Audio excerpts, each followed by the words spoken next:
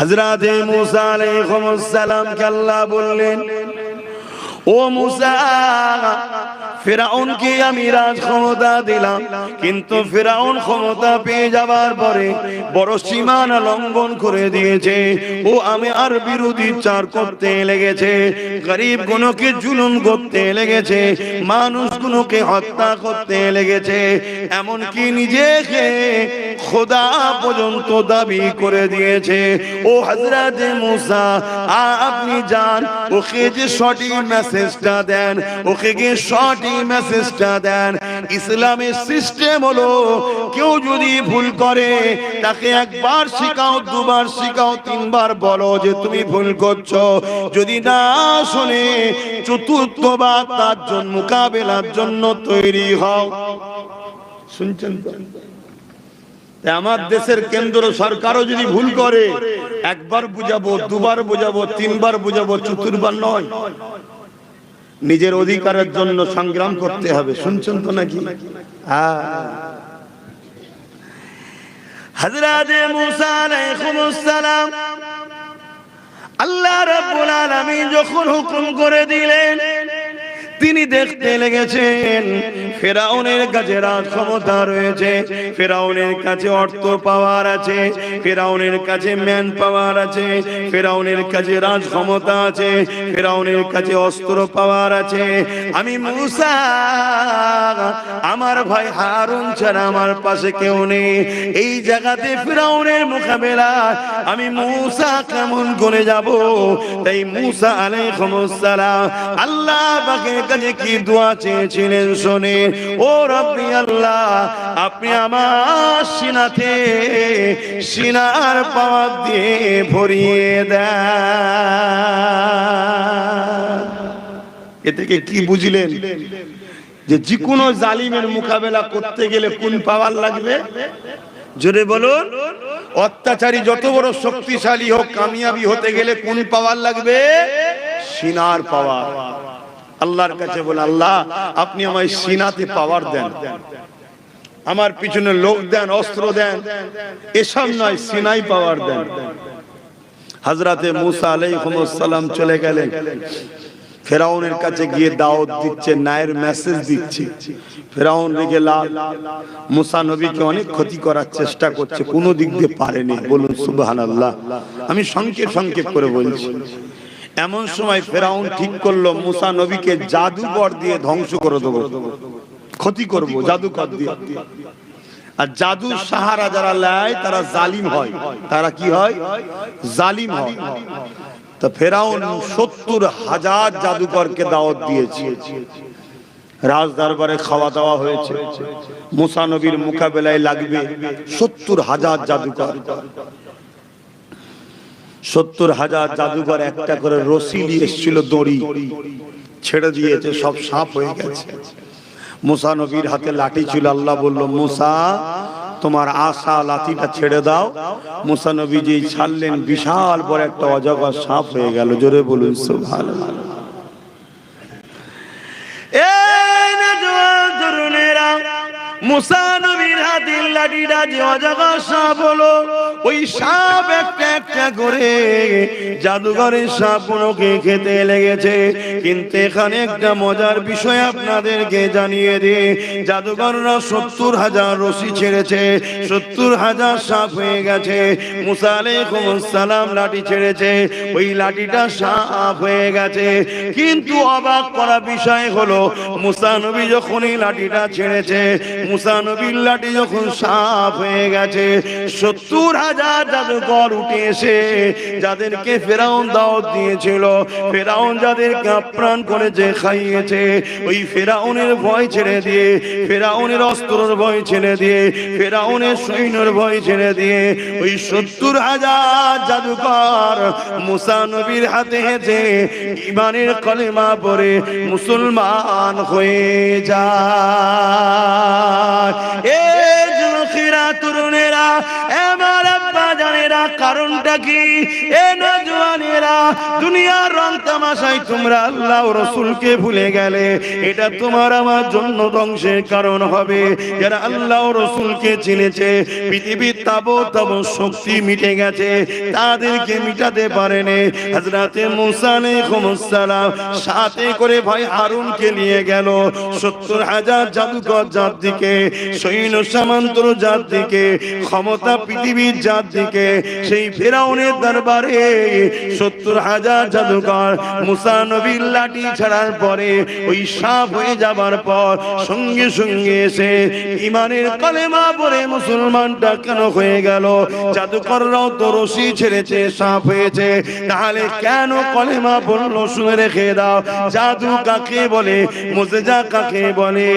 এ যুবকেরা, ৭০,০০০ জাদুকর দেখতে লেগেছে আমরা যে রশিগুলো ছেড়েছি, এই রশিগুলো সাপ হয়নি, রশি আছে।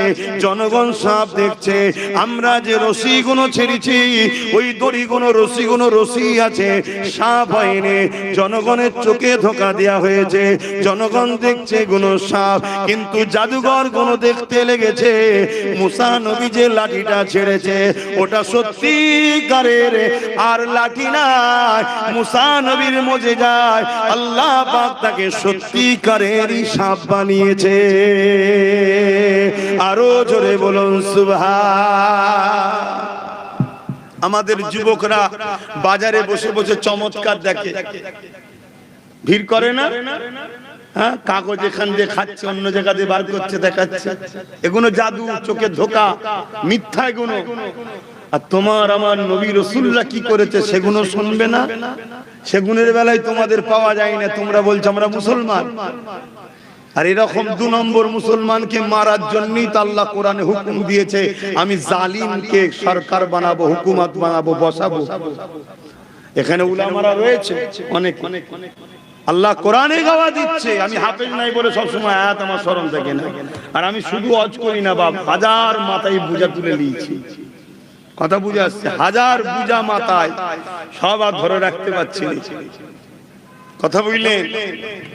আল্লাহ পাক করাচ্ছেন, কার দ্বারা কি করান আল্লাহ ভালো জানেন। দিন তো আমার নয়, দিন তো আল্লাহ ও রাসূলের, কার দ্বারা তিনি খেদমত করে নেবেন তিনি ভালো জানেন।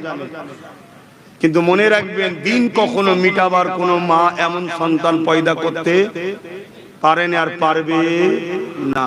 কিন্তু দিন থেকে সরে গেছে যারা, দিন থেকে সরে গেছে যারা, তাদেরকে আল্লাহ মিটাবার জন্য জালিম হুকুমতকে বসিয়েছে যুগে যুগে। শুনছেন? দেখেন না, আমরা ঘরে ধান তুলিয়েছি, হাওয়া দেয় না কুলো দিয়ে, এখন কি সিস্টেম বেরিয়েছে জানি না, চিটে গুলো তুলে নিয়ে ফেলে দিয়ে অরিজিনালটা নিয়ে এলাই। আপনি যদি এত চালাক হন যে অরিজিনাল লোবো, চিটে লোবো না, সৃষ্টিকর্তা তিনি বোঝেন না? সব নিতে হবে নাকি? এই আল্লাহ তৈরি করেছে সব জান্নাতের জন্য, তাহলে জাহান্নাম ৮টা তৈরি করলো কেন? বেকার বেকার। এই কথা শুনছেন?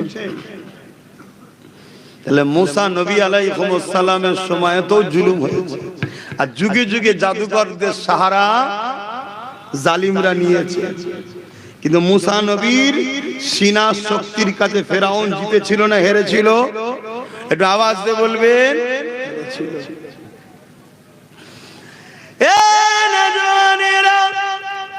আল্লাহ নবী, নবী দয়া নবীর দিকে আগিয়ে এসি, আহারে আমার নবীর উপর বারবার জুলুম অত্যাচার করেছে আবু জেহেল। আল্লাহ নবীর উপরে কত জুলুম করেছে।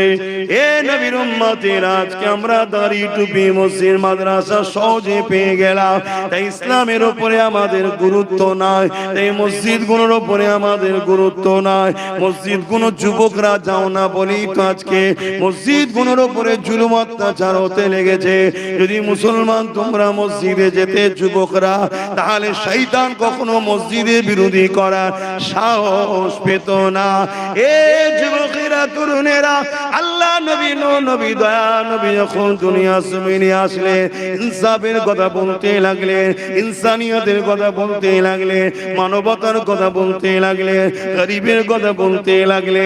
এখানে আরো একটা বলে দিই, আমাদের মধ্যে অনেকে ধারণা এসে গেছে ইসলাম মানে নামাজ, রোজা, দাড়ি টুপি, এগুলো এটা আমাদের মধ্যে অনেকের ধারণা এসে গেছে, বিশেষ করে মোল্লা মৌলী সাহেবদের মধ্যে। শুনছেন তো, নামাজ মানে দাড়ি টুপি, এই ইসলাম মানে দাড়ি টুপি নামাজ রোজা বাস ইসলাম হয়ে গেছে। আরে এগুলো অনেক পরের বিষয়, এগুলো ইসলাম জানি, কিন্তু ইসলামের প্রথম নয় এটা, এটা অনেক পরের বিষয়। এইটা হলো রজবের মাস, এই মাসে নবী মেরাজে গিয়েছিলেন, সেখান থেকে নামাজ এনেছিলেন। কত শুনছেন তো নাকি? ইসলামের প্রথম বিষয় হলো একত্ববাদ, এক আল্লাহকে মানা। দ্বিতীয় বিষয় হলো রিসালাতের উপরে ঈমান আনা। 3 নম্বর বিষয় হলো জুলুমকে মিটাও। শুনছেন তো নাকি? জুলুমকে মিটাও, এটা হলো ইসলামের প্রথম কাজ। আর বাকি যেটা আল্লাহ রাসূল, ওটা হলো চাকরি। চাকরি পাওয়ার পরে প্রথম কাজ হলো কি? জুলুমকে মিটাও, অন্যায় মিটাও। আমার নবীর দরবারে এক ইহুদি ধর্মগুরু, ইহুদি আলেম এসেছে, এসে আমার নবীকে বলছেন, বলো তো ইসলামের সবথেকে ভালো কাজ কি? আল্লাহর নবী বললেন, খোদার তোকে খানা খাওয়ানো। জোরে বলুন সুবহানাল্লাহ, আরো জোরে বলবেন না? কিন্তু আমাদের ঘরে বলেছিলাম না, দুটো ইসলাম, নকল ইসলাম ধরিয়ে দেওয়া হচ্ছে। বাপেরা, নওজোয়ান তরুণেরা, আমার নবী পাকের উপরে আবু জেহেল অনেক অত্যাচার করতে লাগলো। এ যুবকেরা, কেন আবু জেহেল অত্যাচার করেছিল? আল্লাহ নবী ইনসাফের কথা বলে। আবু জেহেল তো মানুষকে লুটে রাখে, আল্লাহ নবী মানুষের হকের কথা বলে। আবু জেহেল তো মানুষকে লুটে রাখে, আল্লাহ নবী তো মুসলিমের পাশে দাঁড়ায়। আবু জেহেল তো জুলুম করে, আল্লাহ নবী তো নারীদের অধিকারের কথা বলে। আবু জেহেল তো নারীদের শোষণকারীদের পক্ষে, আল্লাহ নবী ইনসাফ ইনসানিয়াতের কথা বলে, মানব বন্ধনের কথা বলে, সম্প্রীতির কথা বলে, ভাতৃত্বের কথা বলে, গরিব এতিমদের পক্ষে কথা বলে। কথাই নবী আমার আল্লাহ জমিনের উপরে ইনসাফ ইনসানিয়াত প্রতিষ্ঠিত করার কথা বলে। আর আবু জেহেল মানুষকে বোকা বানিয়ে দিয়ে 360টা নকল খোদা দিয়ে তাদের দ্বারা জুলুম অত্যাচারের শাসন ব্যবস্থা তৈরি করেছে। এই জন্য আবু জেহেল আমার নবী পাকের বিরুদ্ধে লেগে গেল। শুধু আবু জেহেল উতবা সাইবা নয়, রোম আমার নবীর বিরুদ্ধে লাগলো, পারস্য আমার নবীর বিরুদ্ধে লাগলো। এমন করে পৃথিবীর সুপার সুপার পাওয়ার গুলো আমার নবী পাকের বিরুদ্ধে লেগে গেল। অথচ আমার নবী একা তাদের বিরুদ্ধে মোকাবেলায় দাঁড়িয়ে গিয়ে ইনসাফের বাণী, ন্যায়ের বাণী, মানবতার বাণী, সত্যের বাণী, আল্লাহ পাকের কোরআনের কথা মানুষকে শোনাতে লাগলো।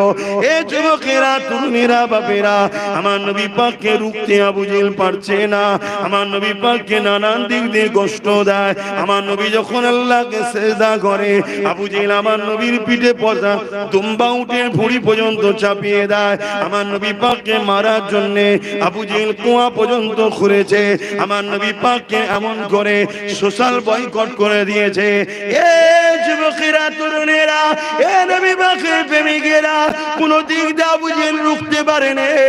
1 জন 2 জন 3 জন করে 39 জন আমার নবী পাকের হাতে হাত দিয়ে ঈমানের নূরে কলেমা পড়ে মুসলমান হয়ে গেছে। এ নওজোয়ান তরুণেরা, বাপেরা, কি করে রুখা যাবে? আবু জেহেল তার মন্ত্রী সবার একটা মিটিং ডেকেছে, সরদার লিডার নেতাদেরকে নিয়ে বসেছে। মুহাম্মদকে রুখতে হবে, মুহাম্মদ রাসূলকে রুখতে হবে। ওই সময় ইবলিস ছদ্মবেশে এসে আবু জেহেলকে পরামর্শ দিল, এই রুকার একটাই পন্থা হলো মুহাম্মদকে শহীদ করে দাও। নাউজুবিল্লাহ। কে দায়িত্বটা নেবে? কারো তো সাহস হতে লেগেছে না। কেন? সবাই জানে মুহাম্মদ রাসূলটাকে, এই সাহস কেউ নিচ্ছে না। কিন্তু একটা যুবক ছেলে দাঁড়িয়ে গেল, নাম তার ওমর ফারুক। তখন ফারুক ছিল না, কিন্তু আমাকে তো বলতে হবে। বুঝতে পারছেন তো? এই অসুবিধা হচ্ছে আপনাদের? মাইকের আওয়াজ শুনতে পাচ্ছেন? হ্যাঁ, আমি একটা মেসেজ দিতে চাইছি, একটু ধৈর্য ধরে শুনুন। হযরতে ওমর ফারুক, তখন হযরতও ছিল না, ফারুকও ছিল না, কিন্তু আমাকে তো বলতে হবে। তখন শুধু ওমর ছিল, কিন্তু আমি ওইভাবে নাম বলতে পারবো না। কেন? ওনার জুতো ধুলো আমার চোখে সুরমা হলো, আমি ধন্য হব। জোরে বলুন সুবহানাল্লাহ। উনি এত শানওয়ালা হয়ে গেছে।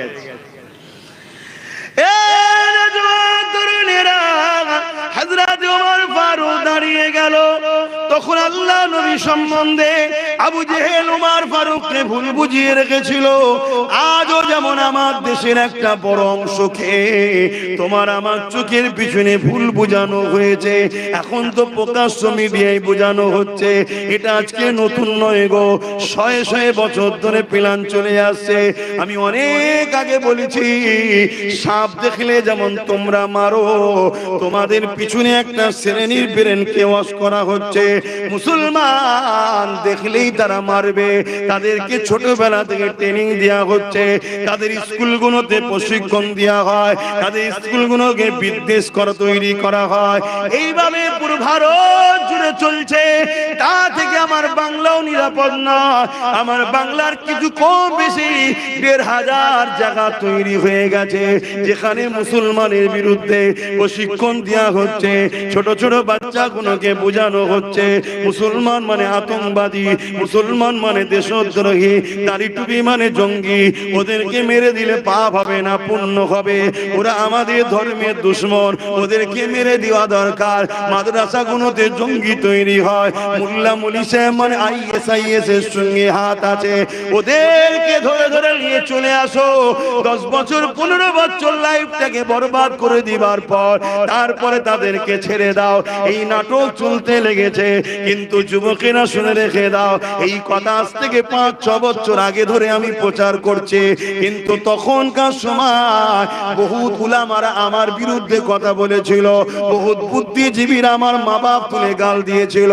কিন্তু আজকে দিনে দেখছি প্রকাশ্য মিডিয়াতেই বলা শুরু হয়েছে। মিডিয়া খুললেই দেখুন একদল লোক প্রকাশ্য বলতে লেগেছে মুসলমান মানেই তারা জিহাদি, জিহাদি মানে আতঙ্কবাদী, দাড়ি টুপি মানে জঙ্গি, দাড়ি টুপি মানে সন্ত্রাস। মাদ্রাসাতে আতঙ্কবাদী শিক্ষা দেওয়া হয়, মাদ্রাসাগুলোকে ব্যান করে দেওয়া হয়। অলরেডি ভারতের বিভিন্ন জায়গায় মাদ্রাসাকে ভেঙে দেওয়া হচ্ছে, মাদ্রাসাগুলোকে বন্ধ করে দেওয়া হচ্ছে। এই যুবকেরা আমার বাংলাতেও মাদ্রাসা বন্ধ করে দেওয়া হয়েছিল। আমি আব্বাস সিদ্দিকী লড়াই করে খুলেছিলাম। তোমরা জানো কি জানি না, আজ থেকে 8-9 বছর আগের কথা বলছি। চুচুড়ার ঐতিহাসিক মাদ্রাসা বন্ধ করেছিল রাজ্য সরকার। আমি লড়াই করে ওই মাদ্রাসা মসজিদকে খুলেছিলাম। অনেকে আমাকে দালাল বলেছিল, গালিগালাজ করেছিল। এই যুবকেরা সব ভুলে যাও, আমিও মাফ করে দিলাম।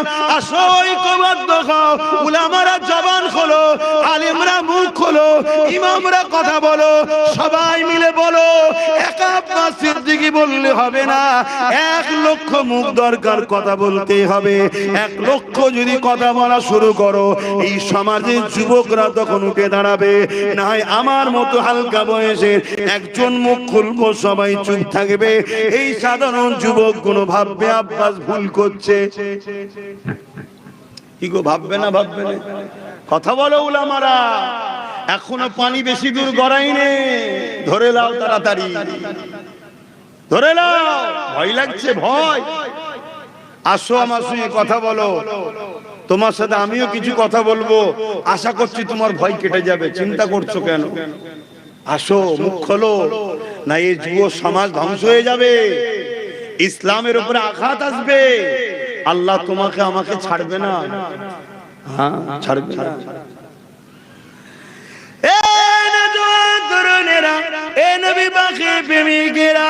তোমার আমার পিছনে ষড়যন্ত্র চলছে গো, মানুষের প্রেরণ গুলোকে ওয়াশ করা হচ্ছে গো। তাই তারা অবুঝ, তাদের কোনো দোষ দেব না। তাদেরকে ছোটবেলা থেকে প্রশিক্ষণ দিয়ে তৈরি করা হয়েছে। যেমন তুমি আমি তৈরি করেছি, বাবারা পুকুরের কাছে যাবি না, বাবা ডুবে যাবি, বাবারা সুদ খাবি না, বাবা হারাম খাবি না, বাবারা গরিবের মেরে খাবি না, গরিবকে লুটবি না, বাবারা মানুষকে সম্মান করবি, বড়দের সম্মান করবে। ছোটদেরকে স্নেহ করবি, যেমন তুমি আমি শিখাই, নবী শিখিয়েছে। হিন্দু হোক, দলিত হোক, আদিবাসী, সাঁওতাল হোক, যেই হোক, কেউ বিপদে পড়লে তার পাশে দাঁড়াবি, দেশকে ভালোবাসবি, খবরদার কারো মাল ঝেড়ে খাবি না। এগুলো তুমি এমন যেমন শিখায়। অপর দিকে তোমার আমার পিছনে একটা বিশাল অংশকে শিখানো হচ্ছে মুসলমানকে মেরে দিতে হবে, এদের বাঁচার অধিকার নাই, এরা দেশের দুশ্মন, গাদ্দার, এরা সন্ত্রাসবাদী, জঙ্গিবাদ। ছোটবেলা থেকে তোমার আমার বাচ্চা যেমন সাপের গায়ে হাত দিতে যায় না কেন, কামড়ে লেবে শিখিয়েছি, পুকুরে যায় না কেন, ডুবে যেতে পারে শিখিয়েছি, বড়দেরকে সম্মান করে যেমন শিখিয়েছি, তেমন তোমার আমার দুশ্মনরা তাদের বাচ্চাদেরকে শিখিয়েছে তোমাকে আমাকে মারার জন্য। এই বিভিন্ন জায়গায় মুসলমানকে ধরে বিশেষ একটা স্লোগান দিয়ে পিটিয়ে পিটিয়ে খুন করা হচ্ছে না হয়নি? কথা বলছে না তো? আমি 4-5 বছর আগে থেকে চিল্লাচ্ছি, 4-5 বছর আগে থেকে চিল্লাচ্ছি, আর এই চিল্লানোর জন্যই তো এখানে আমার জলসা করতে দেয়নি, ওই মাঠে যে করেছিল। কিন্তু আল্লাহ আজকে তাদের সৎ বুদ্ধি দিয়েছে, বলুন আলহামদুলিল্লাহ। ভুল হতেই পারে, মানুষ যাচ্ছে, পরিবর্তন হচ্ছে, এটাই বলুন আলহামদুলিল্লাহ, বলুন আলহামদুলিল্লাহ। আর আমি আমার ছেলেদেরকে প্রায় বলি, সবর কর, সবর কর। ধৈর্য এমন একটা জিনিস, ধৈর্যের সাথে পাহাড়ের যদি টক্কর হয়, পাহাড় ভেঙে চুরমার হয়ে যাবে। ধৈর্যশীলরা কখনো ভেঙে যায় না। জোরে বলুন সুবহানাল্লাহ। আসো আমার যুবকরা, ভুল মানুষ মাত্র হতে পারে, অস্বীকার করছি না, কিন্তু তওবা করো, পরিবর্তন হও, ভাবো, বোঝো। ছোটবেলা থেকে এমন মেন্টালিটি তৈরি করা হয়েছে, তোমায় দেখলেই মারবে। তুমি যদি মনে করো আমার মুখে তো দাড়ি নাই, পরো নাই প্যান্ট শার্ট, আমি বেঁচে যাব, না, তোমার বিপদটা আমাদের থেকে একটু বেশি। আবার তোমাকে বেউজ্জুদি করে উলঙ্গ করে চেক করা হবে, করে তারপরে মারবে। শুনছেন না? শুনছেন? খুব সাবধান হও আমার ভাইরা। আর দুনিয়ার মাঠটাই সব থেকে বড় মান নয়, আখিরাতটা হলো আসল জায়গা। ঠিক তেমনি আবু জেহেল মানুষকে ভুল বুঝিয়ে রেখেছিল, ওমর ফারুকও ভুল বুঝেছিল আবু জেহেলের কথায়। তাই ওমর ফারুক বলল, আমি যাব মুহাম্মদ রাসূলের, কিভাবে বলি ভাষাগুলো, কিন্তু আপনাদের তো বুঝতে হবে, শহীদ করতে এক কথাই বলে দিলাম, আমি যাব। কেন বললে কথা? ওমর ফারুককে আমার নবী সম্বন্ধে ভুল বুঝানো হয়েছে। আজকে যারা মসজিদ ভাঙার জন্য মসজিদের মাথায় উঠে মাইক খুলছে, মুসলমানদেরকে ধরে ধরে মারছে, কেন মারছে? এদেরকে ভুল বুঝানো হয়েছে। কারা বুঝিয়েছে? ওই 2 শ্রেণীর লোক, জালিম শাসক আর ধর্মের নামে যারা ভণ্ড তারা। শুনছেন না? শোনেন না? ভুল বুঝিয়েছে। কেন? ইসলামের সত্যর কাছে এদের 2 নম্বরই ধরা পড়ে যাচ্ছে। ইসলামের সত্যের কাছে এদের 2 নম্বরই দোকান বন্ধ হয়ে যাচ্ছে। আমেরিকা চেয়েছিল ইসলামকে মুছে দেব, বুশ বলেছিল আমেরিকা ইসলাম কোরআন রাখবো না। আমার আল্লাহ বুশের কন্যাকে ঈমানের কালেমা পড়িয়ে হাফেজে কোরআন বানিয়ে দিয়েছে। জোরে বলুন সুবহানাল্লাহ। ব্রিটেন চেয়েছিল, রাশিয়া চেয়েছিল, চীন চেয়েছে, ফ্রান্স চেয়েছে, ইউরোপ দুনিয়া চেয়েছে ইসলামকে মুছে দেব। আজকে তারা তাদের সমীক্ষায় বলছে যে ইসলাম 2040-এ ইউরোপ দুনিয়ার সংখ্যা গুরু হয়ে যাবে। জোরে বলুন সুবহানাল্লাহ। আমার দেশও মিডিয়া এরকম বলছে না, বলেন এই সালে এই হবে, এই সালে এই হবে, এই সালে এই হবে। কেন এত হিংসা? কেন? আমরা তোর তো ভাই হই, তোরাই তো বলিস সেকুলার, ভাই ভাই ভাই ভাই সেকুলার। 77 বছর আমাদেরকে সেকুলার বলে ভোট নিবি, এখন আর লাগবে না? কথা বুঝছেন না? বোঝেন না? এত রাগ কেন আমাদের উপরে? কিছু মাথায় ঢুকছে? হাতির চিরবার দাঁত আলাদা হয়, দেখাবার দাঁত আলাদা হয়। কেউ ডাইরেক্ট আমাদের মারতে চায়, কেউ একসাথে বসে পান খেয়ে মুচকি হেসে যেই ঘুমোবে একসাথে অমনি রাত্রিরে মেরে দিবার প্ল্যান করছে। সবার লক্ষ্য বাবা একটাই, ইসলামকে মিটাও। আর তাদের ধারণা হয়েছে মুসলমান মেরে দিলে মানে ইসলাম চলে যাবে। এ মূর্খ কোনো ইতিহাসও পড়ে না। মুসলমান আলাদা জিনিস, ইসলাম আলাদা জিনিস। ইসলামকে মাননে ওয়ালাদের ঘরে মুসলমান বলা হয়। ইসলামকে তো চিঙ্গিস খান মিটাতে চেয়েছে, 1 কোটি মুসলমান মেরেছে, 1 লক্ষের উপরে উলামা হত্যা করেছে, তথাপিও চিঙ্গিস খান মিটে গেছে। 250 কোটির উপরে মুসলমান আজও পৃথিবীতে আছে। জোরে বলুন সুবহানাল্লাহ। এরা মনে করছে মুসলমান মারলে মনে হয় ইসলাম শেষ হয়ে যাবে। আরে বোকার মতো কথা বলো। মুসলমান আলাদা জিনিস, ইসলাম আলাদা জিনিস। ইসলামকে আল্লাহ কখন কার দ্বারা পরিচালনা করিয়ে নেবে কে জানে। বুশ বলেছিল কোরআন বন্ধ করব, বুশের কন্যা বুশের ঘরে কোরআন পড়ছে। জোরে বলুন সুবহানাল্লাহ। এটা হলো ইসলাম। তুই মিটাতে চাইছিস, তোর ঘরে ঢুকিয়ে দেবো। আবু জেহেল চেয়েছিল ইসলাম মিটিয়ে দেবো, জানেন তো নাকি? কথা বলছে না তো। আবু জেহেলের ছেলে ইকরামাকে আল্লাহ ইসলাম দিয়ে দিয়েছে। জোরে বলুন সুবহানাল্লাহ। আমার ভারতবর্ষে বাবরি মসজিদে যে প্রথম আঘাত করেছিল, সেও চেয়েছিল মিটিয়ে দেবো। আমার আল্লাহ তাকে বলছে, তুই যখন প্রথম মেরেছিস আমার ঘরে, চল তুই কলমা পড়, পরে 100টা মসজিদ তৈরি কর। জোরে বলুন সুবহানাল্লাহ। সে মসজিদ করছে না, করে না? আরে ইসলাম আলাদা জিনিস রে জাহেল। ইসলামকে মিটাতে কখনো পারবি না, এ স্বপ্ন দেখিস না। আমাদেরকে হয়তো তোরা ক্ষতি করলে করতে পারবি, কেন আমরা তোদেরকে বিশ্বাস করেছি। তোরা গাদ্দারি করছিস আমাদের সাথে। কথা মাথায় ঢুকছে না? ঢোকে না? হ্যাঁ, 77 বছর তোদেরকে বিশ্বাস করেছি। তোরা শুধু জার্সি চেঞ্জ করেছিস আর আমাদের কাছে এসেছিস। আমরা ভেবেছি হয়তো এ গাদ্দার নয়, তুই ভালো। ও বাবা, তুই কিছুদিন পরে আবার তুইও গাদ্দারি করেছিস। আবার অন্য জার্সি এসছে, আমরা ভাবলাম হয়তো এ গাদ্দার নয়, আবার তুইও গাদ্দারি করেছিস। আবার কাউকে মনে করেছিস সেও গাদ্দারি করছে। সবার লক্ষ্য একটাই। শুনছেন তো নাকি? কষ্ট হচ্ছে। বাপেরা, নজন তরুণেরা, আবু জেহেল চেয়েছিল আমার নবী পাককে শহীদ করবে। হযরত উমর দাঁড়িয়ে গেল, এ কাজের দায়িত্ব আমি লব। আবু জেহেল মনে বড় খুশি হয়েছিল, কেননা অন্য কেউ দায়িত্ব নিলে এটা সাকসেসফুল হবে না। উমর কিন্তু দায়িত্ব নিয়েছে, অবশ্যই সে সাকসেসফুল করতে পারবে। এ যুবকেরা, তরুণেরা, কেন উমর ফারুকের মোকাবেলা করার তখন কারো ক্ষমতা ছিল না। উমর ফারুকের বিরুদ্ধে দাঁড়াবার কারো শক্তি ছিল না।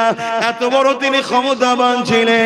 অনেক বড় কথা, পুনপুনায়ের কাছে ওদিকে যাচ্ছি না, আমার নবী পাক এদিকে দোয়া করতে লেগেছে।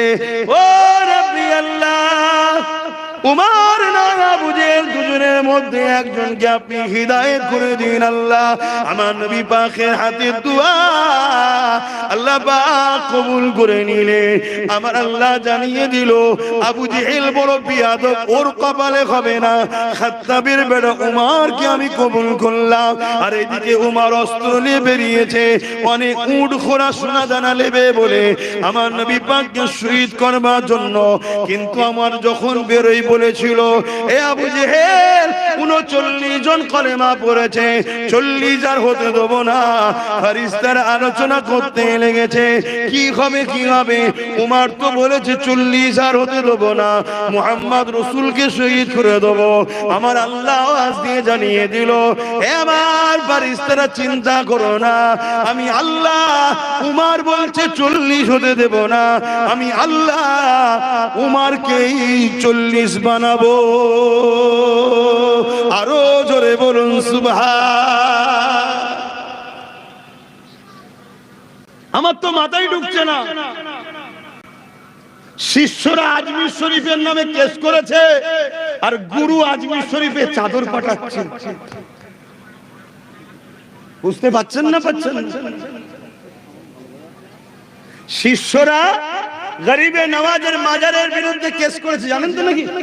এই জানেন না? জানেন না? আর গুরু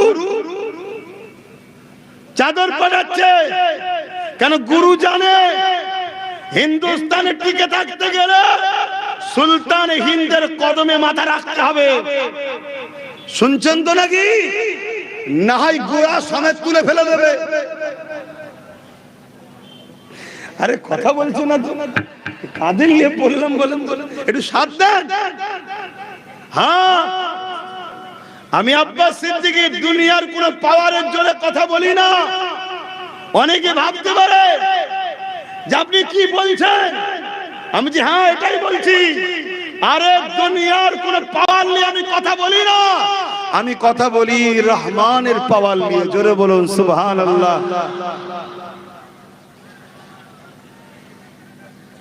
আল্লাহ আছে না নাই? এই আওয়াজ দেবেন নাই, দোয়া করে দেবো। আল্লাহ আছে না নাই? সাথ দিলে অনেক কিছু দিতে পারবো, আর সাথ না দিলে কি মনে হবে বলেন তো? কোন রকম ভাবে ডিউটিটা পালন করতে, 4টে পর্যন্ত যেমন করে কাটা। আর সাথ দিলে দিতে ইচ্ছা যাবে, কিছু করার নেই বাপ, এটা মানুষ তো, আমি রক্তে গোস্ত তো তৈরি, শরীর চলে না। শুনছেন তো? আল্লাহ আছে না নাই? চিঙ্গিস খানের নাম কে কে শুনেছেন একটু হাত তুলে দেখাবেন। চিঙ্গিস খান নাম শুনেছেন তো? কত বড় জালিম ছিল জানেন? শুনছেন না? আমাদেরটার থেকে বেশি না কম? অনেক বড় বেশি। সে রাজা ছিল, এ তো রাজা নয়, ভোটাভুটিতে হাঁটতে হাঁটতে বেঁচে গেছে। কি হাঁটতে হাঁটতে চলে গেছে। কিছু সেকুলার একে সাপোর্ট করেছে না করেনি? এক কথা বলে। কিন্তু চিঙ্গিস খান ছিল রাজা, তার বিরুদ্ধে কথা বলার কেউ ছিল না। সে রাজ ক্ষমতা নিয়ে 1 কোটির উপরে মুসলমানকে মূলো কাটা পেঁয়াজ কাটার মতো কেটেছে। আমার উলামা ভাইয়েরা মন দিয়ে শোনেন, পানি এখনো বেশি গড়াইনি, আসুন এক মুঠো হই, কথা বলুন, জবান খুলুন, ওসিলা হিসাবে পাশে দাঁড়াবো।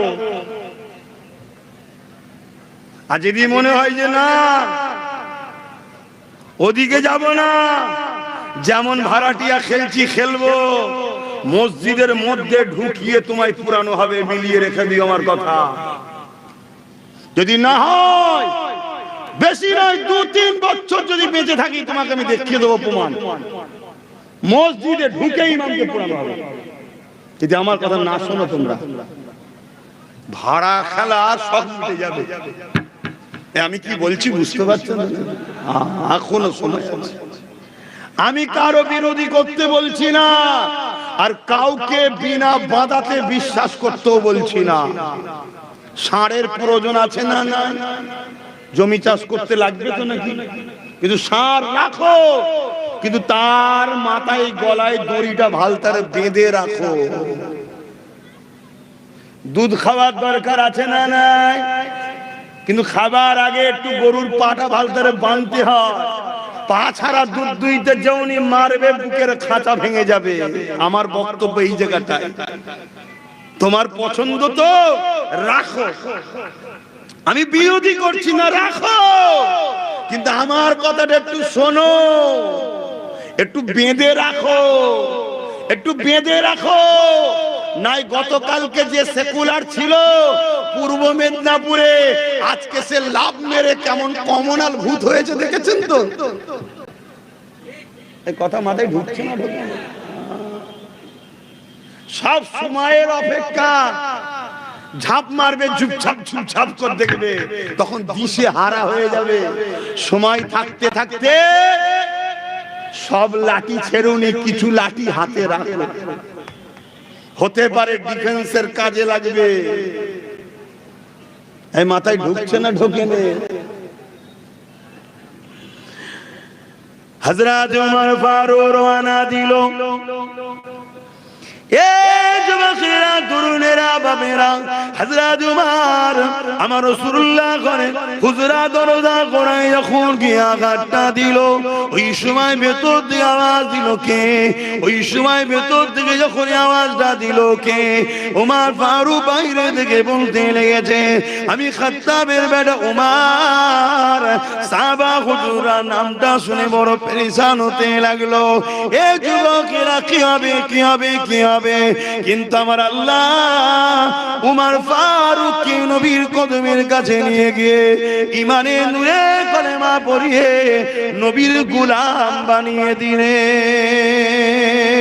এ যুবকেরা, তরুণীরা, বাপেরা, ইসলামকে যারা মিটাতে চেয়েছে, হয় তাদের মধ্যে থেকে বা তাদের আওলাদের মধ্যে থেকে ইমানের নূরে কলেমা পড়িয়ে ইসলামের খাদেম আল্লাহ বানিয়ে দিয়েছে। ইউরোপ দুনিয়া চেয়েছিল ইসলামকে মিটিয়ে দেবে, এমন করে ফ্রান্স চেয়েছিল ইসলামকে মিটিয়ে দেবে, আমেরিকা চেয়েছিল ইসলামকে মিটিয়ে দেবে। এ যুবকেরা, তাদের ডাটা বলছি, তাদের সমীক্ষা বলছি, তাদের ঘোষণা বলছি, তারা বলতে লেগেছে ইউরোপ দুনিয়াতে ডেলি হাজার হাজার অমুসলিম ঘরের ছেলে মেয়েরা ইমানের নূরে কলেমা পড়ে আমার নবীর দ্বীন ইসলাম কবুল করছে। আরো জোরে বলুন সুবহান। যত আতরকে ঘাটা হবে দেখবেন তত আতরের খুশবু ছড়াবে। ইসলাম এমন একটা খুশবু, এর পিছনে যত লাগবে তত মানুষ ইসলামের দিকে কথা বলেন আসবে। এ নিয়ে টেনশন নাই যে ইসলাম শেষ হয়ে যাবে। টেনশন হলো তোমার আমার নিয়ে, তোমার আমার পরের জেনারেশন, নতুন জেনারেশন গুলোকে নিয়ে। এগুলো ইসলাম পাবে তো? কেন তোমার আমার গাফলতির জন্য এরা ধ্বংস না হয়ে যাবে। প্যালেস্টাইনে 45,000 বাচ্চাকে কাফন করতে হয়েছে। কত হাজার? একটু আওয়াজ দিয়ে বলবেন। 45,000 বাচ্চা, শিশু, বেগুনা সন্তান, তারা দুনিয়া দেখতে আর পেল না। তারা বড় হতো, এই জমিনে মা বাপের খেদমত করত, আল্লাহর কোরআনের কথা বলতো, আল্লাহকে রুকু সিজদা দিত। কিন্তু তাদের পূর্বপুরুষদের ভুলের কারণে আজকে তাদেরকে শিশু বেলাতেই কাফন পড়তে হলো। তাই বাংলার মুসলমান মুজাদ্দিদ জামানের চতুর্থ প্রজন্ম হিসেবে বলে যাচ্ছি, তোমরা যে রাস্তায় হাঁটছো, যেভাবে জীবন যাপন করছো, তোমাদের ভুলের কারণে তোমাদের বাচ্চাগুলোকে মনে হয় কাফন পড়তে হবে। এখনো সময় আছে, শুধরে যাও। প্যালেস্টাইনবাসী কি ভুল করেছিল? যখন হিটলার ইহুদিদের ঘরে মেরে দিচ্ছিল, পৃথিবীর সমস্ত দেশ দরজা বন্ধ করে দিয়েছে, বর্ডার সিল করে দিয়েছে, কেউ ইহুদিদের ঢুকতে দেয়নি। প্যালেস্টাইনবাসী ইমানদার মুসলমানেরা তারা ওই ইহুদিদের ঘরে তাদের দেশে আশ্রয় দিল। ইহুদিদের পরনার জুতো ছিল না, প্যালেস্টাইনবাসীরা জুতো দিয়েছে। ইহুদিদের থাকার ঘর ছিল না, প্যালেস্টাইনবাসীরা জমি দিয়েছে, ঘর দিয়েছে। ইহুদিদের খাবার ছিল না, প্যালেস্টাইনবাসীরা খেতে দিয়েছে। ইহুদিদের পড়াশোনা ছিল না, প্যালেস্টাইনবাসীদেরকে শিক্ষার ব্যবস্থা করেছে। আস্তে আস্তে আস্তে তারা বড় হয়েছে। কিন্তু প্যালেস্টাইনবাসী কোরআনের আয়াতকে ভুলে গেল যে দুধ কলা খেয়ে তারা সাপ পুষেছিল। তারা বড় হয়ে যাওয়ার পর আজকে তারা শক্তিশালী হয়ে ওই প্যালেস্টাইনবাসীকেই হত্যা করছে, তাদেরকে তাড়িয়ে দিচ্ছে। আমি আমার বাংলার জনগণকে বলি, কোরআনের প্রেমিকগুলোকে বলি, মুসলমানগুলোকে বলি, তোমরা যাদের জন্য মারপিট করো, যাদের জন্য নিজের ভাইকে কেস দাও, যাদের জন্য নিজের ভাইয়ের ঘর লোটো, যাদের জন্য ভাইয়ের দোকানে আগুন দাও, যাদের জন্য নিজের ভাইয়ের সঙ্গে মারপিট করো, ওই বেঈমান গাদ্দারগুলো তোমাদের ঘরে আগামী দিন কিন্তু এইভাবেই মিটিয়ে শেষ করে দেবে। তোমাদের নাগরিকত্ব কেড়ে নেবে। এরা হাঁ করে বসে থাকবে। যাদের উপরে ভরসা করে চলছো তারাই তোমার দুশমনদের সঙ্গে কাঁধে কাঁধ মিলিয়ে তোমাদেরকে বেসাহারা করে শেষ করে দেবে। তাই বলি, আগে থেকে প্রস্তুত তৈরি হও। শুনছেন তো নাকি? তুমি কি ভাবছো আমার এই ওয়াজ তোমরা শুনছো? আমার এই ওয়াজ সেন্টারেও শুনছে, রাজ্যও শুনছে। তাহলে সেন্টারও আমার দুশ্মন হচ্ছে, রাজ্যও আমার দুশ্মন হচ্ছে। তারপরও আল্লাহর ভরসায় ইমানি সাহস নিয়ে হক কথা বলে যাচ্ছে। কিন্তু তোমরা একটু শুধরাবে না যুবক? তোমরা একটু ভাববে না? আর আমার ইমাম আলেম উলামা ভাইদেরকে বলে যায়, চিঙ্গিস খান একদিন কয়েকশো উলামাকে এক জায়গায় জড়ো করেছে। কয়েকশো উলামা, ভালো করে শোনো ভাই উলামারা ভাইরা। আব্বাস সিদ্দিকী খারাপ লাগে, আব্বাস সিদ্দিকী বড় কড়া কড়া কথা বলে, বুকের ব্যথাই বলি, বুকের ব্যথায় তোরা বেঈমান কাফেরের উপরে ভরসা করলি, আল্লাহর উপরে ভরসা করলি না, তাই বুকের ব্যথাই বলি। কত শুনছেন না শোনেন না? তো চিঙ্গিস খান কয়েকশো উলামাকে এক জায়গায় করেছে, করার পরে তিনটে কাতারে তাদেরকে লাইন দিয়েছে, তিনটে কাতারে। তার মধ্যে একজন বুজুর্গ উলামা ছিলেন, একটু বয়স্ক আলেম। চিঙ্গিস খান জাল্লাদকে হুকুম দিল, একটা একটা করে সব গর্দান উড়াও, একটা একটা করে গর্দান উড়িয়ে দাও। চিঙ্গিস খানের কথাই প্রথম সারিতে প্রথম শুরু হলো, একটার পর একটা উলামার গর্দান ধর থেকে কল্লা আলাদা করছে। শুনছো কিভাবে জুলুম করেছে? ওই প্রথম কাতারে বুজুর্গ উলামাটা ছিলেন, আল্লাহু আলাম কি কারণ জানি না, তিনি দ্বিতীয় কাতারে চলে যায়। চিঙ্গিস খান দৃশ্যটা দেখেছে, কিছু বলেনি। আবার দ্বিতীয় কাতারে হুকুম করলো, উলামাদের গর্দান আলাদা করো। জাল্লাদ একটার পর একটা আলেমের গর্দানকে আলাদা করছে। কিভাবে উলামাদের ঘরে কেটেছে শোনো। আমার দেশে তো ইংরেজ উলামাদের ঘরে কেটেছে না কাটেনি? কথা বলেন। কাল তোমার আমার পালা আসছে বাপ ভাইরা, এখনো যদি সংগঠিত না হও। আমি সংগঠিত হতে বলছি কারো বিরুদ্ধে লড়াই করার জন্য নয়, আমি সংগঠিত হতে বলছি নিজের জান মাল পরিবার বাচ্চাদের ইজ্জত আবরুকে বাঁচাবার জন্য বলছি। কেন ইসলাম জুলুম করাকে হারাম বলেছে, আমি জুলুমের পরামর্শ দিতে পারবো না।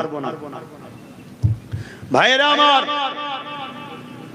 ওই চিঙ্গিস খান দ্বিতীয় লাইনে হুকুম করলো, কতল করতে করতে যাচ্ছে। ওই বুজুর্গ উলামাটা 3 নম্বর কাতারে চলে গেল। যখন 3 নম্বর কাতারে চলে গেছে, চিঙ্গিস খান আগিয়ে এসে, ঘোড়ার পিঠে আছে, আগিয়ে এসে বলছে, মাওলানা তুমি এবার কোথায় যাবে? প্রথম কাতার থেকে দ্বিতীয় কাতার, দ্বিতীয় কাতার থেকে তৃতীয় কাতার, এবারে কোথায় যাবে? চতুর্থ কাতার তো নাই। এরকম একটা অবস্থায় বলুন তো আপনার আমার জবান থেকে কি বেরোবে? কিচ্ছু দিতে হবে না, 2 মুঠো ভাত দেবে, তোমার হয়ে দালালি করবে, এছাড়া আজকের দিনে আর কি বলবে? এই কথা আমার ভুল লেগে গেল নাকি? ওই বুজুর্গ উলামা একটাই কথা বলেছিল, এই চিঙ্গিস খান আল্লাহ আছে, জোরে বলুন সুবহানাল্লাহ। আরো জোরে বললেন না? আরো জবান খুলে নারে তাকবীর, নারে তাকবীর, নারে দ্বীন ইসলাম, দ্বীন ইসলাম, কুরআন ও সুন্নাহ, কুরআন ও সুন্নাহ, নারে দিবে।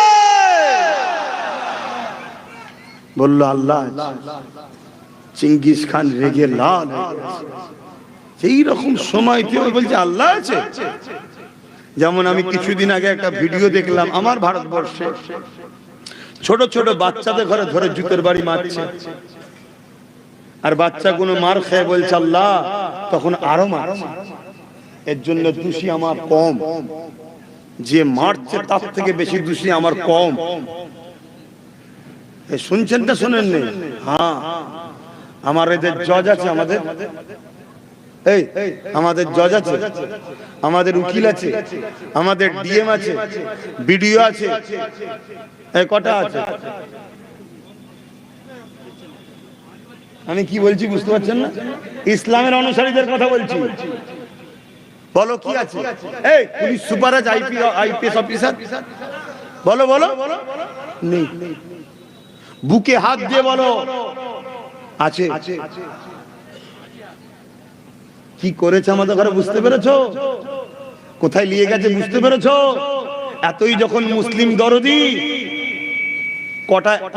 কটা ডিএম বানিয়েছো বলো, কটা বিডিও বানিয়েছো বলো, কটা জজ শিক্ষিত করে তৈরি করেছে বলো, কটা উকিল বানিয়েছে বলো, কটা আইপিএস অফিসার বানিয়েছে বলো। আরে নেতা মন্ত্রী নাই, নাই বানাগে যা, তোরা হবার সব হোক যা। কিন্তু আমাদের জজ কই, আমাদের উকিল কই, আমাদের ডিএম কই, আমাদের বিডিও কই? এক তো আমাদের ঘরে প্ল্যান করে গরিব করলে, আমরা পড়াতে চাইলেও অর্থ নাই, 50 লাখ 60 লাখ 1 কোটি টাকা খরচ কি করে হবে? আর যাদের পয়সা আছে তারা তো দালাল, এই শুনছেন না শোনেননি? হ্যাঁ, 10 কোটি 20 কোটি দেবে, 10 কোটি 20 কোটি 50 কোটি 100 কোটি 70 কোটি 80 কোটি 150 কোটি দেবে। কেন? তার 2 নম্বরের ব্যবসা ঠিক করে রাখতে হবে। অথচ 10টা গরিব ছেলেকে পড়িয়ে জজ বানাবো, তার পিছনে খরচ করব, তাহলে আমার ব্যবসায় কেউ হাত দিল ওই জজ দেখবে, এই স্বপ্ন আমার কওমের মাথা মুটা কোনো তো নেবে না। এই শুনছেন না শোনেন?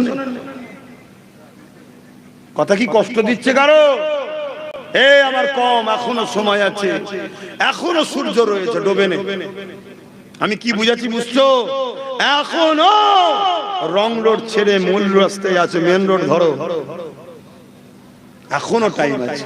ছেলেগুলোকে বানাও, ছেলেগুলোকে তৈরি করো। তবে হ্যাঁ, অনেকটা দেরি করে ফেলেছে, তারপরেও এখনো তাহাজ্জুদ পড়ে কাঁদার লোক আছে। তোমাদের জন্য এখনো কেউ কেউ তাহাজ্জুদ পড়ে কাঁদে, তাদের ওসিলা আল্লাহ তোমাদেরকে আবার সাহায্য করবে ইনশাআল্লাহ। বলো। তো চিঙ্গিস খান যে বলছে কি হবে, মাওলানা কি বলছে?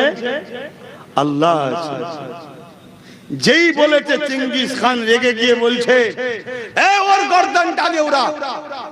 আর যেই চিঙ্গিস খান বলেছে আল্লাহর কুদরত দেখো, আল্লাহর পাওয়ার দেখো, আল্লাহর ক্ষমতা দেখো, চিঙ্গিস খানের ঘোড়া লাফাতে শুরু করেছে। লাফানো তো লাফানো, ও লাফানো আর রুখতে পারছে না, এবারে ছুটতে শুরু করেছে। চিঙ্গিস খান থামাতে লেগেছে, তার সৈন্যরা থামাতে লেগেছে। জাল্লাদ এইদিকে দাঁড়িয়ে রয়ে গেছে, আরে কি হবে? লাস্টে জাল্লাদও ছুটেছে, চিঙ্গিস খান ছুটতে লেগেছে, সৈন্য ছুটতে লেগেছে, জাল্লাদও ছুটতে লেগেছে। আল্লাহর আলেম বান্দা দাঁড়িয়ে দাঁড়িয়ে দেখছে আর আসমানের দিকে মুখ তুলে বলছে আল্লাহু আকবার, আল্লাহু আকবার, আল্লাহু আকবার। ওই ঘোড়া ছুটছে, এদিক ওদিক লাপাতে লাপাতে চিঙ্গিস খান পা স্লিপ করে একটা পা ঘোড়া থেকে ফসকেছে, আর একটা পা রাখার জায়গায় জড়িয়েছে, জমিনের উপরে মাথা পড়েছে, পা ঘোড়ার সাথে জড়িয়ে আছে, পাথরে লাগে ছিন্ন বিচ্ছিন্ন হয়, মগজ বেরিয়ে যায়। এই অবস্থায় ঘোড়া ছুটতেইছে। যখন চিঙ্গিস খান মরে গেল, ঘোড়া দাঁড়িয়ে গেল। বলুন আল্লাহু আকবার, বলুন আল্লাহু আকবার। তোমরা আল্লাহর হও, রাসূলের হও, ন্যায়ের পক্ষে থাকো, বাচ্চাগুলোকে জজ বানাও, উকিল বানাও, ডিএম বানাও, পাশাপাশি নবী মুহাম্মদ রাসূলের গোলাম বানাও, দেখবে আল্লাহ সাহায্য পাবে তোমরা। কত শুনছো আমার ভাইরা? এই বাজুর জোর দিয়ে লড়াই করে তোমরা জিততে পারোনি, আর পারবে না। তোমাদেরকে সিনার জোরে দরকার, সিনার জোর। ওই সিনার জোরে বলেছিল আল্লাহ আছে, আর আল্লাহ জিতালো না। বাপেরা, নওজোয়ান তরুণেরা, এ নবী পাকে প্রেমিকেরা, চিন্তার কোনো কারণ নেই, আল্লাহ আছে। এ নওজোয়ান তরুণেরা, যারা চেয়েছে ইসলামকে মিটিয়ে দিবার, আল্লাহ তাদেরকে মিটিয়ে দিয়েছে, এবং তাদের নসলের বাচ্চা দিগকে ইমানের কালেমা পড়িয়ে আল্লাহ পাক ইসলামের ছায়াতলে ঢুকিয়ে দিয়েছে। চিন্তার কোনো কারণ নেই। ইতিহাসের পাতা সাক্ষী দিয়ে যায়, বদরের জমিনের একটা ঘটনা আপনাদেরকে জানিয়ে দিয়ে যায়, সবাই আপনারা জানে। তারপরে একটু স্মরণ করিয়ে দিই। ওই বদরের জমিনে আবু জেহেল 1000-এর উপরে সৈন্য নিয়ে আল্লাহ নবীর বিরুদ্ধে আগিয়ে এসেছিল। আমার নবীর মদিনার উপরে জুলুম করতে চেয়েছিল। আমার নবী মাত্র 313 জনকে নিয়ে ওদের সামনে দাঁড়িয়ে গেল। আবু জেহেল বাহিনীর সংখ্যা 1000-এর উপরে, তাদের হাতে ঢাল আছে, তরোয়াল আছে, তীর আছে, বল্লম আছে। আর আমার নবী পাকে সাহাবাদের হাতে খেজুরের ডাল রয়েছে। চিন্তা করে দেখো, একদিকে তীর রয়েছে, ঘোড়া রয়েছে, অস্ত্র রয়েছে, তাদের সংখ্যা 300, এমন করে 1000-এর উপরে। আর একদিকে রয়েছে মাত্র খেজুরের ডাল, সংখ্যা বা 313 জন। কিন্তু লড়াইয়ের পরে দেখা গেল 313 জন জিতে গেল, 1000-এর উপরে হেরে গেল। এ যুবকেরা, তরুণেরা, বাপেরা, কিসের জোরে 313 জন জিতেছিল? তাদের হাতে অস্ত্র তরোয়াল না থাকতে পারে, কিন্তু 313 জনের অন্তরে আল্লাহ ও নবীর প্রেম, ভালোবাসা, যাকে বলা হয় ঈমান, অর্থাৎ সিনার শক্তি ছিল। আরো জোরে বলুন সুবহান। তাহলে সিনার শক্তির দরকার আছে না নাই? আওয়াজ দিয়ে বলুন দরকার আছে না না? আজ কেন্দ্র সরকার ক্ষমতার জোরে যদি মনে করে মিলিটারি আমার, পুলিশ আমার, সব দপ্তর আমার, প্রত্যেকটা রাজ্যে বিভিন্ন কালারের মুখ্যমন্ত্রী থাকতে পারে, মূলত সবই আমার, সবই আমার, অতএব আমি যা খুশি তাই করব, তাহলে আমরাও জানিয়ে দিই ইমানের শক্তি যাদের আছে তাদের মোকাবেলা করতে আপনি ভুল করেও যাবেন না। যে জায়গায় আছেন থাকা সব জায়গায় থাকুন। পৃথ্বীরাজ চৌহানও ঠিক এরকমই ভেবেছিল, গরিবে নওয়াজ আখা আমার হাতে, মন্ত্রী, মিলিটারি, প্রশাসন, পুরো দেশ আমার হাতে, এই গুটি কত মুসলমানকে দেখে ভয় খাবার কি দরকার, কামানের সামনে বসাও আর উড়িয়ে দাও। কিন্তু পৃথ্বীরাজ চৌহানের মা বলে গিয়েছিল, খাত লিখে দিয়ে গিয়েছিল, তোর রাজত্ব চলাকালীন একজন মুসলমান আসবে, তার বিরুদ্ধে লাগতে যাবি না, সে তোর রাজত্ব নেবে না, সে মানুষকে অধিকার দেবে, গরিবের পক্ষে কথা বলবে, এতিমের পক্ষে কথা বলবে, ইনসাফের কথা বলবে, তার বিরুদ্ধে লাগতে যাবি না, তার বিরুদ্ধে যদি লাগিস আমি তোর মা বলে যাই তোর রাজত্ব শেষ হবে। পৃথ্বীরাজ চৌহান যখন চিঠিটা পড়লো, পড়ে দেখছে আরে আমার মা যখন লিখেছিল মায়ের বয়স ছিল 90 বছর, আমার হাতে সুপার পাওয়ার, এই কটা মুসলমান আমাকে মিটিয়ে দেবে, গরিবে নামাজের পিছনে লাগতে গেল। পৃথ্বীরাজ চৌহান মিটেছিল না মেটেনি? জোরে বলে। আজ আমিও কেন্দ্র সরকারকে বলি, রাজনীতি করছেন করে যান, দেশকে বিক্রি করছেন, ধ্বংস করছেন দেশবাসী, আর আপনার রাজনীতির সঙ্গে লড়াই হবে। ভুলো সিনার পাওয়ারদের সঙ্গে লাগতে যাবেন না, ভুলো কোরআনের বিরুদ্ধে, মসজিদ মাদ্রাসার বিরুদ্ধে, দ্বীন ইসলামের বিরুদ্ধে লাগতে যাবেন না, স্বপ্ন ভেঙে চুরমার হয়ে যাবে। শুনছেন তো নাকি? শুনছেন? তাহলে বলুন প্রতিবাদের দরকার আছে না নাই? কথা বলুন। আপনাদের এলাকায় বিভিন্ন জায়গায় প্রচার করছি, আগামী দিন আপনাদের এলাকাতে কোনো যদি মাঠে বা এখানে যদি জনসভা ডাকি কেন্দ্র সরকারের এই চক্রান্তের বিরুদ্ধে, আপনাদের ঘরে পাশে পাওয়া যাবে? হাত তুলে বলুন পাশে পাওয়া যাবে। লম্বা হাত তুলবেন, হাত না বান আল্লাহ কবুল করে বোন আল্লাহুম্মা আমিন। যে মুসলমান কোরআনের পক্ষে নয়, যে মুসলমান দ্বীন ইসলামের পক্ষে নয়, যে মুসলমান মসজিদের পক্ষে নয়, যে মুসলমান মাদ্রাসার পক্ষে নয়, ও মুসলমান সূরাতে মুনাফিক কাফের ছাড়া দ্বিতীয় কিছু নয়। ঠিক না বে ঠিক? এই জোরে বলেন। আজকে কেন্দ্র সরকার যে ষড়যন্ত্র চলছে, এর বিরুদ্ধে যদি কোনো মুসলমান গাফলতি করে লড়াইয়ের দিকে, মুখে যদি বলতে নাও পারে, যারা বলছে তাদের সঙ্গে যদি সাথ না দেয়, তাহলে জেনে নিতে হবে ও মুসলমান মুনাফিক ও কাফেরের থেকেও নিকৃষ্ট, মরণের পরে জাহান্নাম ছাড়া আর কিছু না। এই কথা শুনছেন? কথা শুনছেন? আপনারা আমার সঙ্গে একমত তো নাকি? একমত তো নাকি? তাহলে কোরআনের বিরুদ্ধে যে লাগবে, মসজিদ মাদ্রাসার বিরুদ্ধে যে লাগবে, আল্লাহর দ্বীনের বিরুদ্ধে যে লাগবে, সে আমাদের আর হতে, জোরে বলে, তার বিরুদ্ধে আমাদের ক্ষমতা মতো আমাদেরকে আওয়াজ তুলে ইমানের পরিচয় দিতে হবে। ঠিক না বে ঠিক? কিন্তু আমি জানতে চাইছি, কেন্দ্র সরকার অন্যায় করেছে, প্রতিবাদ করতে হবে। যদি এই কোরআনের বিরুদ্ধে আমাদের মোল্লা মলি সাহেবরা লাগে, প্রতিবাদ করতে হবে না হবে না? এই কথা বলুন। প্রতিবাদ করতে হবে। যদি আমাদের সন্তান, বাপ মা, পরিবার, স্ত্রী দ্বীন ইসলাম কোরআনের বিপক্ষে যায় বা কোরআনের দুশমনদের পক্ষে থাকে, তাদের বিরুদ্ধেও আমাদেরকে সংগ্রাম করতে হবে না হবে না? আওয়াজ দিয়ে বলুন। যদি আমার রাজ্য সরকার কোরআন ইসলামের বিরুদ্ধে যায়, হাত তুলে বলুন কারা কারা বলছেন। হাত নামান। ছোট্ট একটা মেসেজ দিয়ে যাচ্ছি, যারা রাজ্য সরকারকে পছন্দ করেন, যদি মুসলমান হন, ইমানদার হন, রাজ্য সরকারকে বুঝান ভুল করছে। শুনছেন কি করেছে? মাদ্রাসা থেকে কোরআনকে তুলে দিয়েছে। শুনছেন? আপনাদের কাছে খবরটা আছে না? থাকবে না তো কেন? আপনাদের ঘরে যারা প্রচার শোনায় মোল্লা মলি সাহেব, এরা কেন্দ্রের বিরুদ্ধে বলে, রাজ্যের বিরুদ্ধে বলে না কেন? এখান থেকে ভাড়া পায়। শুনছেন তো নাকি? অতএব যারা রাজ্য সরকারকে ভালোবাসেন, আপনার পছন্দ, আপনার কাছে আমি বিরোধী করতে যাচ্ছি না কেন, ধর্মসভায় এসেছি। আপনি কিন্তু বুঝান আপনার হুকুমতকে, কোরআনের বিরুদ্ধে লেগেছে। রাজ্য সরকারও কোরআনকে মাদ্রাসা থেকে তুলে দিচ্ছে। কেন্দ্রের লক্ষ্য যা, রাজ্যের লক্ষ্য তাই। দুটো লক্ষ্য যদি একই হয় তাহলে উভয়ের বিরুদ্ধে লড়াই করতে হবে, তবেই তুমি ইমানদার। কথা মাথায় ঢুকছে না? ঢোকে না? এই রাজ্য সরকারকে বুঝান যে আপনি ভুল করছেন। আমরা তো মুসলমান, আপনি নিজে স্বীকার করেছেন আমাদের জন্য নাকি আপনি বেঁচেছেন, অর্থাৎ জিতেছেন। তাহলে আপনি আপনার কোরআনের বিরুদ্ধে লাগছেন। আপনি রাজকোষ থেকে দীঘায় মন্দির করছেন 300 কোটি টাকা খরচ করে, আমাদের তো কিছু করে দিলেন না। তারপরেও যাক, আমরা বিজেপির ভয়ে আপনাকে ভালোবাসি, তাই তো নাকি? এই কথা বলছেন তো? যারা বিজেপির ভয়ে একে ভালোবাসে, আমার আল্লাহ এর হাতে তাদেরকে মিটাবে।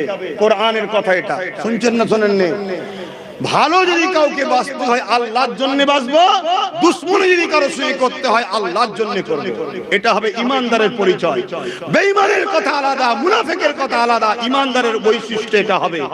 তুমি মোল্লা সেজে, মৌলভী সাহেব সেজে, পীর সেজে, পীরজাদা সেজে, মুফতি সেজে, বক্তা সেজে, শাইখুল হাদিস সেজে কেন্দ্রের বিরুদ্ধে লড়াই করছো। তোমার লড়াইকে বাহবা বলছি, ঠিক আছে, কিন্তু তুমি কেন্দ্রের বিরুদ্ধে লড়াই করে রাজ্যের যদি দালালি করো, তোমার মতো মুফতি, মৌলানা, পীর সাহেব, পীরজাদা, তুমি মুনাফিক কাফের ছাড়া অন্য কিছু হতে পারবে না, এটা মনে রেখে দিও। তুমি যেমন কেন্দ্রের বিরুদ্ধে বলছো, রাজ্যকেও তুমি বলো, কেন্দ্রকেও সজাগ করো, রাজ্যকেও সজাগ করো যে তোমরা তোমাদের রাজনীতি করছো, করকে যাও। আমরা পীর ফকির মানুষ, আমাদের ধর্মের উপরে তোমরা আঘাত দিতে যেও না। মাদ্রাসা থেকে কোরআনকে তোলার যে ষড়যন্ত্র করেছো, ও থেকে পিছিয়ে যাও। যেমন কোরআন ছিল তেমন থাকবে। যদি মাদ্রাসায় কোরআন থাকে, আব্বাস সিদ্দিকী জলসায় এসে আর প্রতিবাদ করতে পারবে? এক কথা বলে, আমার প্রতিবাদ করার জায়গা থাকবে না, কারণ এটা কোরআনের মেম্বার, হাদিসের মেম্বার, আল্লাহ রসুলের মেম্বার। এখান থেকে অন্য কথা আমি বলবো না।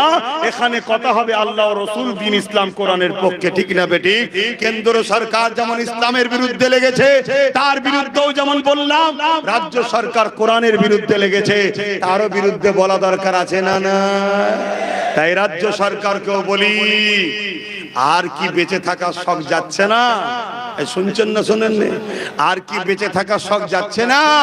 যদি শখ থাকে তাহলে কোরআনের পিছনে লাগা বন্ধ করে দেন। আপনি যেমন রাজনীতি করছেন, করকে যান। আমি আব্বাস সিদ্দিকী ধর্মে জলসায় এসে আপনার বিষয়ে কিছু বলতে, এক কথা বলেন, যাব না।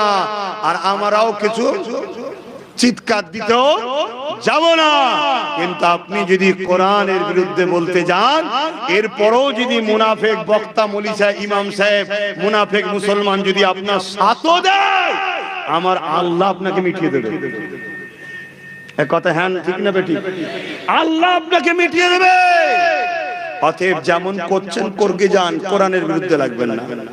এই কথা বলা কি আমার অপরাধ? মুসলমান জোরে বলো অপরাধ। কারা কারা আমার পক্ষে একমত? হাত তুলে দেখাও, হাত লম্বা করে তোলো। একটু ডায়ে বায়ে দেখো, মুনাফিক কেউ আমাদের সাথে আছে কি? একটু দেখে লাও, এই হাত তোলো। আর যারা মুনাফিক আছে ওগুলোকে দেখে লাও একটু। কারা হাত তোলেন একটু দেখে লাও। এই গাদ্দার মুনাফিক গুলোকে দেখবে। ওই গাদ্দার মুনাফিকদের জানাজা পড়বে না, কেন? ওরা বেঈমান কাফের হয়ে গেছে। শুনছেন না শোনেন? হাত নাবাদ। যারা কোরআনের পক্ষে নাই তারা কখনো মুমিন হতে পারে না। আমি চ্যালেঞ্জের সাথে বলছি, তুই মিশর থেকে লিএসবি আর মদিনা থেকে লিএসবি, পৃথিবীর সব মুফতি মৌলানা এক জায়গায় কর, তোকে মুসলমান মুমিনকেও প্রমাণ করতে পারবে না। কোরআনের পক্ষে নাই, মাদ্রাসার পক্ষে নাই, ইসলামের পক্ষে নাই, তুই কার পক্ষে? হ্যাঁ, আমি বিজনেস করি, আমি কাউকে ভালোবাসি, কোন সরকারকে আমার পছন্দ, তাকে সাপোর্ট করেছি, ঠিক আছে, ততদিন সাপোর্ট করবো যতদিন আমার ইসলামকে আঘাত দেবে না। ঠিক না বেঠিক? আমি তো এখনো বলছি, সে যদি তার জায়গা থেকে ফিরে যায়, আপনারা যদি তার পাশে কেউ দাঁড়াতে চান, ওটা আপনার ব্যাপার আর তার ব্যাপার। আমার এখানে মাথা গলাবার দরকার জোরে বলেন নাই। কিন্তু আমার একটা পছন্দ থাকতে পারে না, পারে না? আমার পছন্দ আমার ছোট ভাই নওশাদ সিদ্দিকী, আমি তার পক্ষে থাকবো, এটা আমার পছন্দ। তোমার পছন্দ যার দিকে থাকবে তুমি তার থেকে থাকবে যাও, ওটা আমার দেখার দরকার নেই। কথা মারে ঢুকলো না আস্তে, ওটা আমার দেখার দরকার নেই। কিন্তু আমার ভাইও যদি কোনোদিন ক্ষমতায় এসে সবাইকে খুশি করার জন্য যদি দিনের বিরুদ্ধে ছোট্ট একটা বিরুদ্ধে লাগে, ওর বিরুদ্ধে আমি যুদ্ধ করব। শুনছেন না শোনেন না? তুই আমার মায়ের পেটের ভাই হোস তো কি হয়েছে, আল্লাহ রাসূল কোরআন দিনের আগে তুই না। এটা আকীদা হওয়া দরকার মুসলমানদের, তবে তো তুমি ঈমানদার, তবে তো তোমার জানাজা হবে, তবে তো তুমি জান্নাতে যাবে। নাম রেখে দিয়েছে মুসলমান, বলছি জান্নাত চলে গেছে, চলো জানাজা পড়ি। বুঝে বুঝে জানাজা পড়বেন, যাত্রার জানাজা পড়তে যাবেন না। মুনাফিকের জন্য দোয়া চাওয়া আল্লাহ চাইতে নিষেধ করেছে কোরআনে, যে মুনাফিকের জন্য দোয়া চাইবে না, অথচ প্রকাশ্য যারা দুশমন ইসলামের তাদের জন্য দোয়া চাওয়ার হুকুম আল্লাহ দিয়েছে। শুনছেন? তাদের জন্য দোয়া চাইতে আল্লাহ হুকুম দিয়েছে। আমি আমার রাজ্যের সিএম এর জন্য দোয়া চাইবো, আমার দেশের প্রধানমন্ত্রীর জন্য দোয়া চাইবো। কি দোয়া চাইবো? আল্লাহ এরা যেন জালিম না হয়, এরা যেন মানুষকে ঠিকভাবে চালায়, এই দোয়া চাইতে পারি।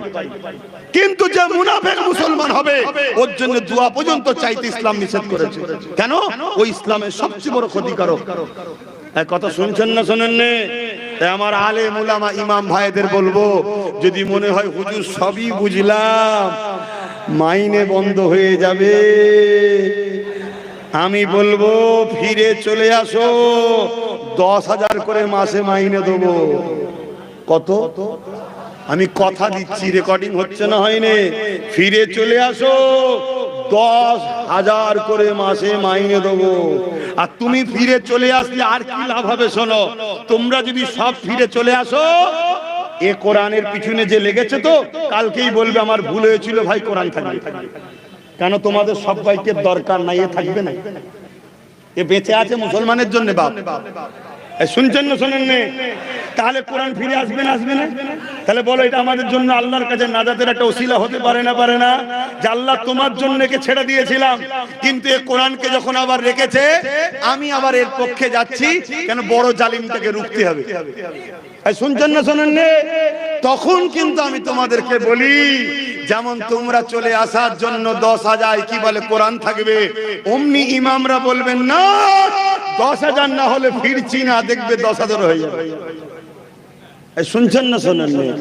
একটা বার লোভ ছাড়ো, আল্লাহ রসুলের উপরে ভরসা রেখে মজবুত হও, সব পাবে। শুধু চেয়ারে 3টে পা দাও, একটা পা দিন। শুনছেন তো নাকি? চেয়ারে 3টে পা দাও, একটা পা দিন। আচ্ছা বলুন তো ভাই, যদি আমার কথা আপনারা মাথায় নিতেন, আজকে কোরআনকে সরিয়ে দিবার সাহস পেত? ধরুন 3টে পা ওনার হাতে, এই রাজ্যের হাতে 3টে পা আছে, আমার হাতে যদি একটা থাকতো, এবার আমার ছোটটার হাতে যদি একটা থাকতো, আমরা কি বলতাম? লেন একটা পালি, আর কি করব? আপনি বসেন, ঠেকা দিচ্ছি। কিন্তু যদি বসে আমাদের ক্ষতি করতে চান, পা খুলে নেবো। এই ক্ষতি করতে পারতো? আরে আমি কি বুঝাচ্ছি, বুঝছেন না? বোঝেন না? হ্যাঁ, আমি কাউকে তেড়িয়ে কাউকে আনলে সেজে ফেরস্তে হবে এমনটা বলছি নি। কেন? ৭৭ বছর দেখেছি, যেই এসেছে সেই লুটেছে, যেই এসেছে সেই লুটেছে, কেউ কম কেউ বেশি। তা আসো, নিজেকে বাঁচতে গেলে নিজের হাতে কিছু লাঠি রাখতে হবে। একটু সালাম দেবো, ইয়া নবী।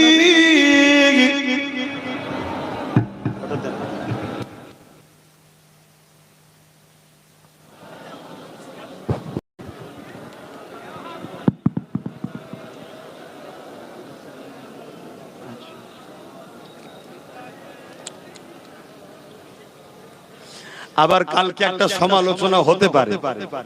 কি সমালোচনা?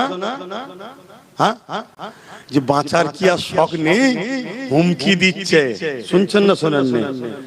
আর কিছু দালাল মিডিয়া আছে না, তারা এগুলোকে হেডলাইন করতে পারে, ঠিক না বেটি? কিন্তু আমি আপনাদের বলে যাই, এখানে বাঁচা বলতে হায়াত মওতের কথা বলিনি, ক্ষমতায় টিকে থাকার কথা বলেছি। কথা মাথায় উঠছে না? ক্ষমতায় টিকে থাকার কথা বলেছি। কেন? ক্ষমতা কে দেন? জোরে বলুন। আর কেড়ে খেলেন আল্লাহ। অতএব আপনি যদি মনে করেন কিছু পীর সাহেব, মুফতি সাহেব, ইমাম সাহেবকে কিনে নিয়েছে, আমাকে আর কে হটাবে, আপনি কোরআনের বিরুদ্ধে লাগলে আল্লাহ আপনাকে হটিয়ে দেবে, শেষ করে দেবে। কথা মাথায় ঢুকছে? এটাকে নিয়ে আবার কিছু ক্রিটিসাইজ করতে পারে, তবে ক্রিটিসাইজ করলে লাভটা কার হবে? কথা বলবেন তো? আমারই লাভ হবে। আবার হই হই হবে, কি আছে, আবার হবে। ওরা আমার কিচ্ছু করতে পারবে না, এটাকে আপনাকে 100% বলে যাচ্ছে। কি করবে ওরা? কি ক্ষমতাটা ওদের আছে বলে? শত শেষ আমাকে মেরে দিতে পারে, এর চেয়ে নাকি এর চেয়ে বেশি কিছু করতে পারবে? আচ্ছা আমি মরবো না, তা যদি আল্লাহ যেভাবে আমার মরণ রেখেছে সেভাবে হবে না অন্যভাবে? তাহলে এত চিন্তা কিসের মরণ নিয়ে? কচি পোড়া বেঁচে থাকার শখাত কিসের? এসেছি আল্লাহর জন্য, যাবো আল্লাহর জন্য। ওই মরণটা হলো সব থেকে নিয়ামত আলা মরণ। রাস্তায় কত কুকুর বিড়াল মরছে, ওই রকম মরবেন? হক কথা বলার জন্য মরুন। আমি তো কারো বিরুদ্ধে বলছি না, ওরা আমার বিরোধী করেছে, আমার কোরআনের বিরোধী করেছে, আমার মসজিদের বিরোধী করছে, আমার অসবকে লুটতে চাইছে। ওরা শয়তানি করলে দোষী নয়, আর আমি বলবো শয়তানি বন্ধ করো, আমি দোষে গেলাম? কথা বুঝছেন না, বোঝেন না? এরকম কাপুরুষের মতো ভয়ে ভয়ে বেঁচে থাকার থেকে মরে যাওয়া ভালো। কথা মাথায় ঢুকছে? প্রত্যেকটা আলেম ওলামা ইমাম সবাইকে দূরে কাছে বলছি, এখনো সময় আছে। যদি শুধরে না যায় মসজিদের মধ্যে ঢুকিয়ে পুড়িয়ে দেবে। এত বড় কথা বলে গেলাম, কেন ইতিহাস পড়িছি একটু হলো। আসেন, দাঁড়িয়েছি কি জন্যে? হুজুরকে সালাম দেবো। আচ্ছা বসে সালাম দিলে হতো নি? দাঁড়ালেন কেন? বসে তো দরুদ দিলেন, দাঁড়িয়ে সালাম দিচ্ছেন কেন? এই বিভ্রান্তি আমাদের মধ্যে আছে না? নয়। এলিয়ার মারপিট করেন না, এলিয়ার মারপিট করেন নেই। আপনার যদি মনে হয় বসে সালাম দেবো, আপনার প্রেম, আপনার আদব আপনার কাছে, আপনি দিকে যান। আমি আপনার বিরুদ্ধে ফতোয়া দেবো না, আমার মুর্শিদরা দেয় নেই। কিন্তু আমরা কেন দাঁড়িয়ে সালাম দিয়েছি একটু শুনে যান। কি জন্য দিলাম? বসে দরুদ দিই, দরুদ পড়লে নেকি হয়, আর সালাম দিলে নবী পাক সাল্লাল্লাহু আলাইহি ওয়াসাল্লাম জবাব দেয়। নবীর জবাবটা বসে বসে লবো, বিয়াদবি হবে। এটা একটু আদবের সাথে লিখছি, এই হচ্ছে ব্যাপার। না কোরআন হাদিসে কোথায় আছে? কোরআনেও আছে, হাদিসেও আছে। কোরআনেও আছে দাঁড়াবার কথা, হাদিসেও আছে দাঁড়াবার কথা, কিন্তু আপনি আলেমের মতো কথা বলেন, আলেমের মতো বলেন। দাঁড়ানো কি ফরজ? দাঁড়ানো কি ওয়াজিব? দাঁড়ানো কি সুন্নতে মুআক্কাদা? বলবেন না, তাহলে কোরআন হাদিসে খুঁজছেন কেন? কোরআন হাদিসে খুঁজতে গেলে যদি কেউ ফরজ বলে খুঁজতে হবে, ওয়াজিব বলে খুঁজতে হবে, সুন্নতে মুআক্কাদা বললে তখন বলতে হবে দলিল দাও। আমরা কেউ বলেছি দাঁড়ানোটা ফরজ, ওয়াজিব, সুন্নতে মুআক্কাদা না। আমরা বলেছি প্রেমের জন্য দিই ভাই, মুস্তাহাব জিনিস, বাড়াবাড়ি নয়, যার ভালো লাগবে সে দাঁড়িয়ে দেবে। কোরআন হাদিসে খোঁজাটাই তো মূর্খের পরিচয়, এক নম্বর। এরপরও কোরআন হাদিসে আছে আল্লাহ দরুদের বেলায় বলেছে সাল্লু, আর সালামের বেলায় বলেছে তাসলিমা। সবথেকে উত্তম ভক্তি, ভালোবাসা, আদবের সাথে সালাম দাও। জোরে বলুন সুবহানাল্লাহ। আর হাদিস শরীফে বাবুল আদব কিতাবুল কিয়াম, নবী পাককে সাহাবারা দাঁড়িয়ে দাঁড়িয়ে সালাম দিয়েছেন। জোরে বলুন সুবহানাল্লাহ। এবং ডাইরেক্ট লাইভ মদিনা দেখুন, আমার নবীকে সমস্ত মানুষ যারা মদিনায় যাচ্ছে, বাবু সালাম দিয়ে ঢুকছে, সব দাঁড়িয়ে দাঁড়িয়ে সালাম দিচ্ছে। জোরে বলুন সুবহানাল্লাহ।